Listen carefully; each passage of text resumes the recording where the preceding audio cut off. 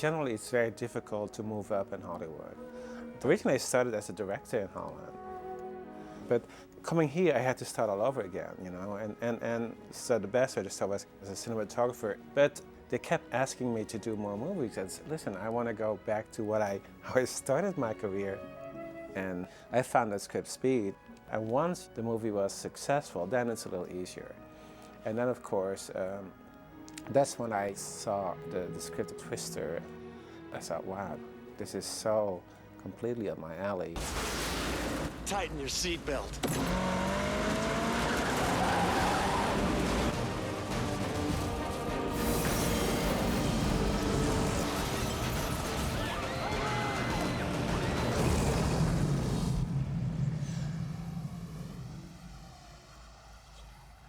At the time, you know, that movie had so many effects in it, and nobody had ever done those effects. So the whole idea was, if we could prove to the studio that we could make those effects and make them look real, not just like a little wind machine and then hopefully it looks like a twisted. So we did a test with Helen. It took a long time and a lot of different efforts. This one for PH13, huh? The camera be down there. They had to actually basically invent new software because nothing existed. The front of the reel, please. I was working with Dennis Myrn on Casper, another Amblin production, and Steven Spielberg had approached Dennis Myrn to do a test for Twister, which Steven always likes to do. We did one with Habib Zagapur, a guru at Industrial Light and Magic, who also became sort of my right-hand guy on Twister. We did the test and showed it to the studio, and they loved it. It was so dynamic that people wanted to use it for the trailer and to market the movie. The script wasn't even quite finished yet, but when they saw the shot, we have to do that, and we have to do it now. Casting for this movie, I thought, was going to be the most important thing that I had to do, because I felt like if this movie is not cast right, audiences are not going to believe it. I really was very convinced that it couldn't be big stars. I wanted to find actors that are really good and that looked like they could be a student, could be a scientist, could be like an obsessed, student, so that you would get a group, an ensemble that is interesting to look at, They're hip, they're a little crazy, because you have to be crazy. We know where Jonas is? Yeah, he's still in Mills. It's more than 30 miles from it. Thanks, Meg. He's moving. Can we beat him? I grew up in Fort Worth, Texas. So that's part of Tornado Alley. I remember line storms, and Jan de Bont and I bonded on the film. My first meeting with Jan was in the morning, and I came in, my hair was short. His biggest concern, would my hair grow out in time? Because Bill, I want you to have the hair for the wind to blow. The short hair, it's no good for me. Okay, Jan, I go, my hair grows real fast. He really wanted to know if I was up for the physical punishment of this movie. Bill Paxton, I knew the physical difficulties you would run into in making the movie. So I needed an actor, who was not a whiner. And once you're willing to deal with that, it's fantastic. Okay, guys, let's go get it. I needed a very strong female talent, somebody who really you also could believe she's a scientist, she's a strong individual. I mean, she's pushy, she still has a heart, has a sense of humor, physical and gutsy, and who could also be a leader. I'm sitting in the middle of it. But they came up with like millions of names, and I said, no, it's not it. And I thought, no, it has to be Helen Hunt. Are you gonna go for it, Joe? I liked Helen. She has a feeling of a real Midwesterner in many ways, in her speech and in her manner. It was a fun kind of dance to play with her because we were lovers who had fallen out. There was an unrequited love that was still there. We had to play out this dance. But she was up for it. She was cool. She's got a little tomboy in her, and I liked her. I thought we had some chemistry together. I need therapy? I didn't say that. I need a therapist? What could I possibly need a therapist for? I don't know. You're the doctor, tell me. The key thing is that I had to establish a little bit who those people are, because it's really hard in the movie to follow a bunch of characters if you have no idea what they stand for. So I had to create early on in the movie a little scene for every character a little bit. I have to introduce him. Hello, nice to meet you. I think they are thrill seekers, but they're scientists, and they're trying to learn as much as they can in the hopes of saving lives. That's kind of the nature of the plot line of Twister. NSSL predicting an F5. You go, stop it. And we had a great cast on Twister, so we were constantly trying to come up with little ways to be emotionally attached to these characters. I gave them some, like specific things that had to be in there. Can I get way down there? Because I got the whole team behind me. No. The team is not behind. You guys are way ahead of everybody. Way ahead of everybody. You're all by yourself. And other things that came more out of the personality, because they could help me by making them unique.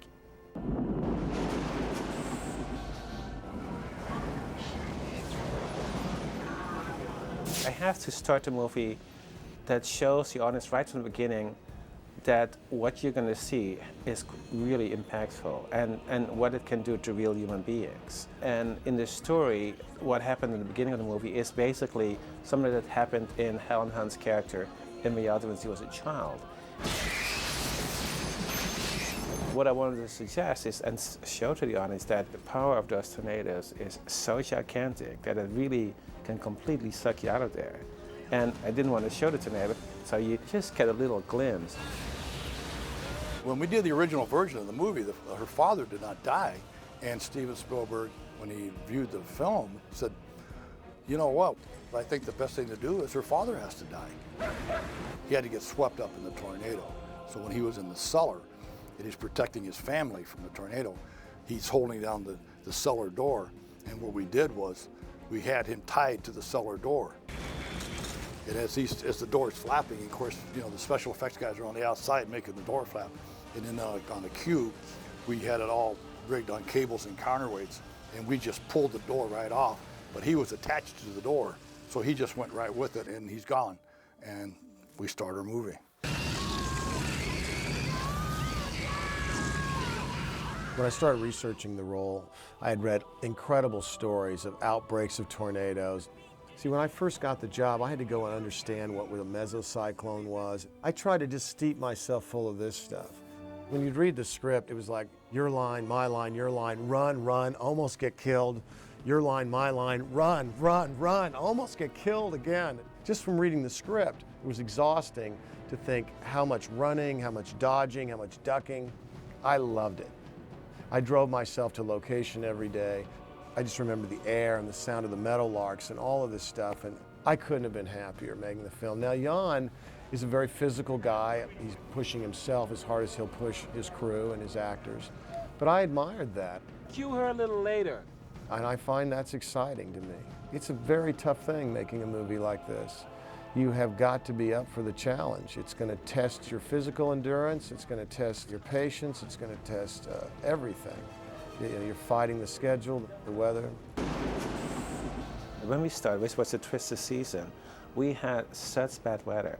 We had 4 bulldozers and tractors only because every car got stuck in the mud. We had so many vehicles just to pull trucks, trailers, camera equipment out of mud, and it was horrific. This was the middle of Twister season. Sometimes were days we could shoot like maybe 1 or 2 shots. They got the entire crew together, and they had the tornado people, and they did like the safety seminar. It was like a 3-hour deal, and we took it serious. And you'd be shooting, all of a sudden you get a tornado warning, and if it was within 5 miles of us, you got to bring down all the cranes and all the lights, and you got to stop. As the movie progressed, it became really sunny. And sometimes, in one location it's sunny, and the other one is cloudy, and the other one it's completely gray, and you all have to make it look the same. Jan wanted to push it as far as he could to really make the audience really believe that it was the actors doing all of their own stunts.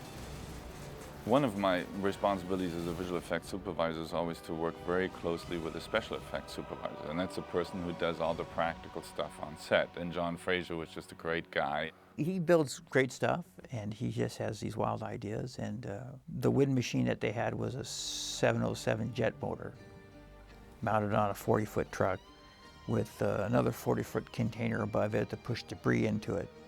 I went out into the desert out in Mojave where they have the airplane graveyard out there. We said, okay, we're looking for a jet motor. And I said, turn that one on. I said, nah, Jan's not gonna like that. I said, how about that big one over there? What size is that? They said, well, that's a Boeing 707. That sounds good. I like the sound of that. They fueled it up, fired it up, and I said, okay, I'll take 2 of those. So they literally took them off the wings of the airplane, and then we took them back to our facility in Sun Valley and mounted them on trucks. And when you're doing a movie like Twister, debris is what it's all about. Debris, we have debris! And whenever it's close to somebody, we will make it out of rubber or lightweight. What we did was we just had people go out and we just brought in stuff from recycling plants. And then we had to clean it all. Anything that we had to be all sanitized. We're off to see the wizard. What we did was we just put a big box up on top of the jet motor, and then we just literally got inside the box and we'd shovel the debris outside of the box, and then when it would fall into the exhaust and then just propel it. We did a lot of traveling range shots where we had 3 vehicles, and the lead vehicle was a 4,000-gallon water truck. Then we had the insert car that had the camera crew on it. And then we had the picture car, which was the big red truck. We hooked all of them together, and the water truck pulled everything. So, if you start your hill when you're on top of the bridge, the first part, aim it sideways. I remember when we started researching what we were going to use for hail. We went into plastic ice cubes and this and that, and finally we got a few blocks of ice, these 300-pound blocks of ice, and we took an ice crusher that we normally use for snow. We altered it a little bit, slowed it down, and what came out of it was these big chunks of ice. So we put milk in each block of ice. That was the color in it, so it was opaque. Then we set up the machine and we did a test. Swami, how much ice we got left?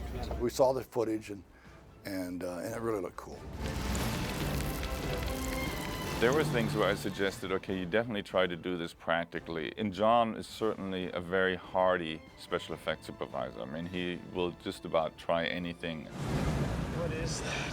One of the most important things in the movie is to keep the combination of physical effects and visual effects in scale so that one doesn't jump out from the other. So, for instance, when the tanker gets lifted up by the twister and pulled up in the air and then falls down, that's for real. The big tanker truck we dropped from a crane. We made that whole tanker truck out of lightweight aluminum and lightweight rubber tires, and then we actually had it rigged so that it would swing into the pickup truck, and then from there Stefan Fangmeyer at ILM took over. When it comes out of the tornado and scrapes towards them, it was a CGI truck, because that kind of movement you just couldn't do with a full-size truck. But then later on, of course, once it's gotten over them, it turn around and drive back, and it falls out of the sky and explodes. That was a real, that was a real explosion. I think there were probably about 16 cameras on that. There was over 1,000 gallons of gasoline in that tanker truck. Actually, we did that twice. We had another tanker truck. A week later, we came back and did it again. And, of course, we wanted to do it again because it was just fun to see,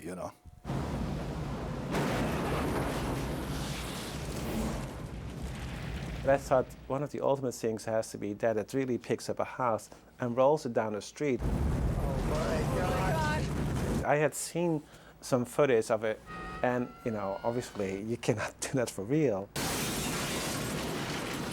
When it actually sort of tumbles across and then just sort of lands smack on the road, that is, of course, computer animated, because there's no rig that you could use, even a huge crane or whatever, without immediately destroying the house. So there was a practical house that actually was put on the street. The truck drives into it.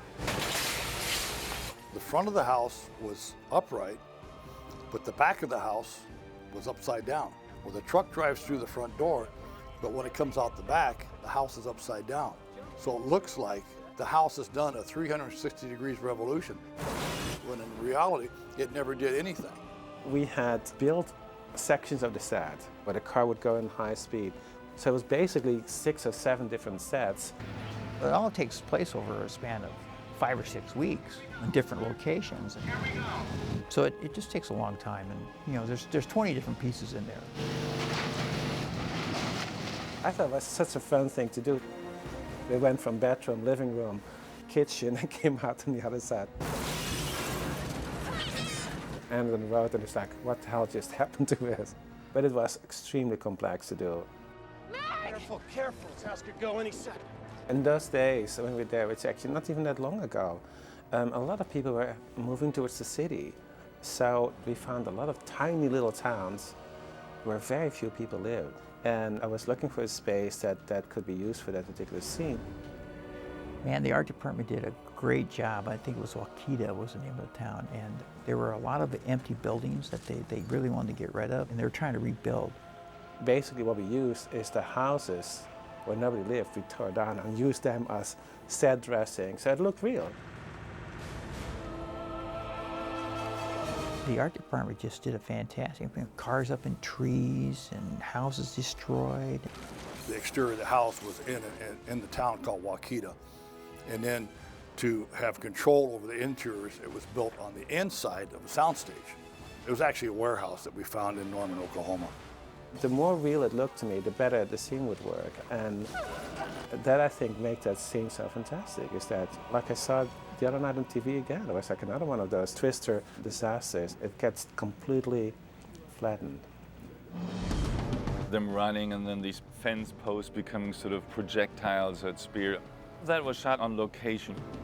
We spent 2 or 3 months making the mechanism that was under the ground that would make that fence do that as they were running by it.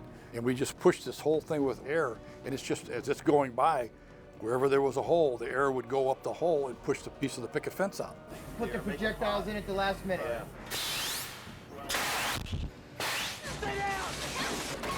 And then run into the big barn. It's full of farm implements that would just, take your head off immediately. Oh my God, who are these people? So they run out of that again and finally run towards this little water pump shed. And in there, knowing that the tornado was coming, tied themselves to the iron pipes there. There was a shot that Jan needed that we couldn't do on location, that we shot months later.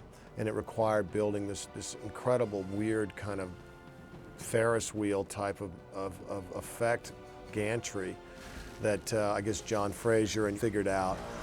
When we were having our earlier meetings, there was a shot where the two characters get sucked up in the tornado. Ah! So they said, well, anybody, got any ideas how we're going to do that? So I said, we can go back 50 years and like Fred Astaire dancing on the walls. That sounded pretty archaic. Well, 6 months later, after we finished the movie, I get a call and I showed them what we'd do. We literally put the set inside a big ring and attached the camera to it, and then we had a big fan underneath it, and it rode with it. So as that ring went around and the camera went with it, they actually were just like hanging upside down, but camera-wise, it looked like they were going straight up into the eye of the tornado. The actors would go all the way to the top, and then they really hang. So it looks like they're being pushed from the top, which I had wind machines all around, so that as they got higher, the wind would come from the right direction. And that worked fantastic. Okay, having a look, let's stand by, please. Really the big thing about Twister that people might not realize, the way it was photographed was really quite much more dynamic and sort of quite freer than visual effects before were really done. We really didn't do any blue screen for the movie at all. So all the things where we had to put the tornadoes behind the running people, it kind of comes down to digital paint work where you kind of rotoscope. It's very hard work, but I think it was absolutely necessary to make this film seem real, that you really were there. The most difficult thing in those days is what people don't remember, is that originally when you make a movie with visual effects in those days, you put the camera on a tripod, you lock it off, or you make very little pans. Well, there's one thing we're going to have to change.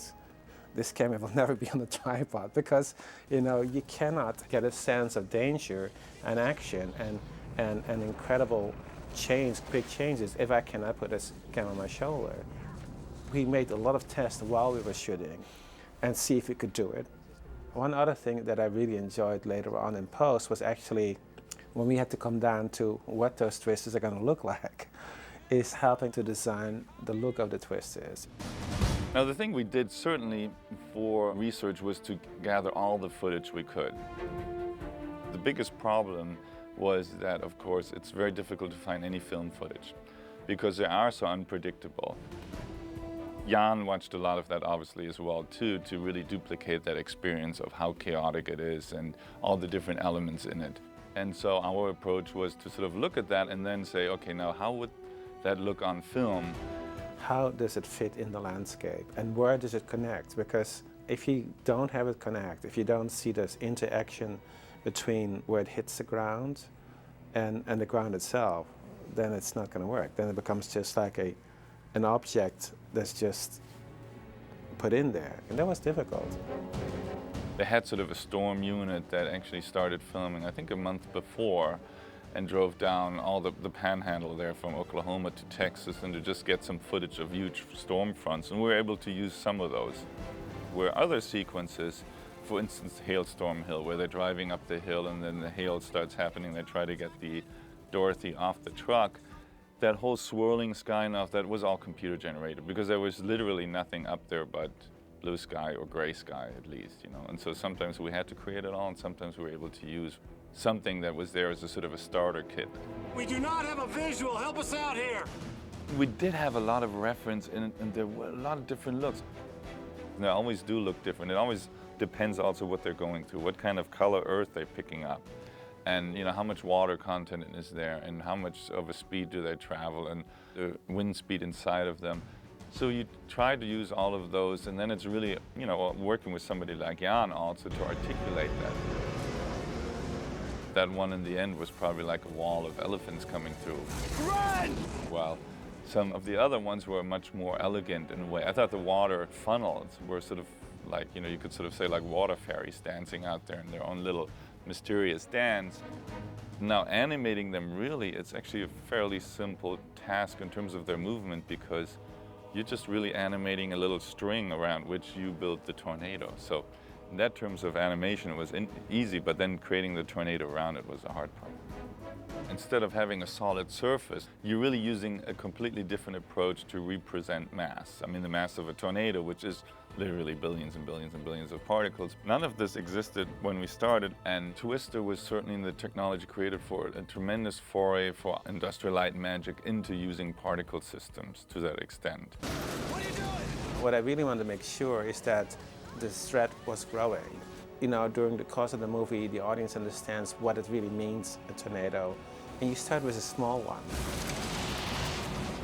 So you're taught a little bit what a small one can do. So you set up a little bit then what a bigger one could do. Whoa! I really wanted to create characters because they are talking to the Twister. Come on, take her! They see it as a character themselves. It's something they battle. So they take it personal. You've never seen it miss this house and miss that house and come after you. So it was for me very important to create a character for every different Twister. Okay, we got sisters. You read a lot of different accounts of what happens in tornadoes, and I think there was really one where a farmer had said that he had missed some of his cattle and then it was found literally 20 miles away. So it was sort of reconstructed that the tornado had actually picked them up but also put them back down in a relatively gentle fashion because they were still alive. And that's where the cow came from. I remember doing the flying cow sequence and Jan was trying to coordinate so that me and Helen and Jami, our eye line is going the same length. The key thing is how do the actors relate to something they don't see, because that's the one thing they could not see in the set. I could not on the set create the actual Twister. So basically I kind of had to act it out, you know, and I was running around where the Twister was and with bullhorns and so that the actors had something to react to. He goes, Bill, no, you're not watching here. The cow is flying, here it comes, follow the hand, follow the fingers, it comes around, now it's coming around again. Now your line. Here comes the cow flying by again. It's so funny because that is such a popular moment in the movie, especially with young kids and stuff. They love the flying cow. I told Jan my version would be, in the Gothic version, the cow would fly by once, and then you wouldn't see the cow again. Then about 15 seconds, it would just rain hamburger meat down on the car. as the barometric pressure just exploded the cow. It's moving fast! Coming towards you, Joe!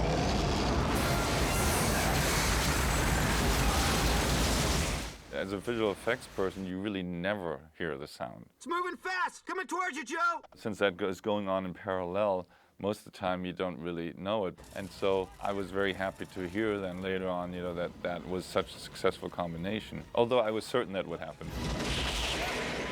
Get out! Look out! Come on! Hurry! I think it's really important that your antagonist has a personality. And basically we have 6 of those, and that personality had to change.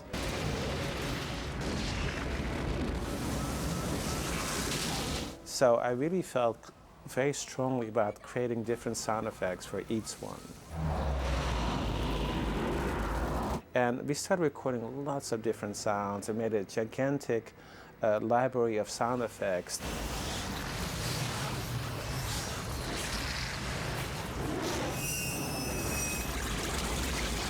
We started recording lions, all kinds of animal screams,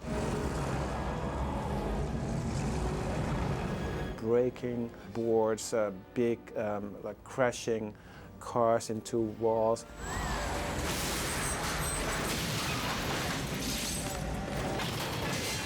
And ultimately, all those things mixed and slowed down and mixed together, we started creating different effects.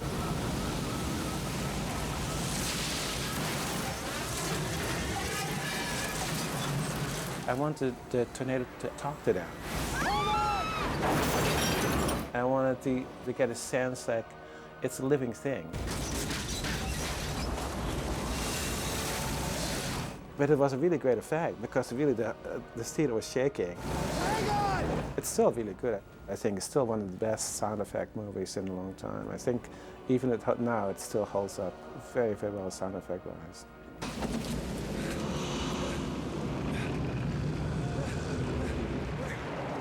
Where'd it go? Where is it?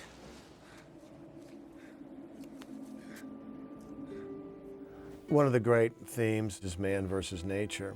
It will always hold our fascination. There's a fear, there's also a sense of wonderment. The forces of nature are humbling to behold and terrifying. There's a fear of tornadoes like there is of sharks. It's a primordial thing. It's almost in our genetic code. People are fascinated. It's kind of like one of those things where you're afraid, but you're almost so compelled by the awesome nature of seeing a tornado that you might become almost mesmerized by it to the point where you forget you're in mortal danger. Get underground! Take her right now! Go! Having such a great cast and crew is the best memories of making of the movie. They all were like a team because everybody had the same struggle. Nobody had anything more than the other person. We all were the same, it's like we're spread over like God knows 30 little hotels, and we still all had dinner together. It was the best time, and crew-wise and cast-wise, one of the best movies I worked on.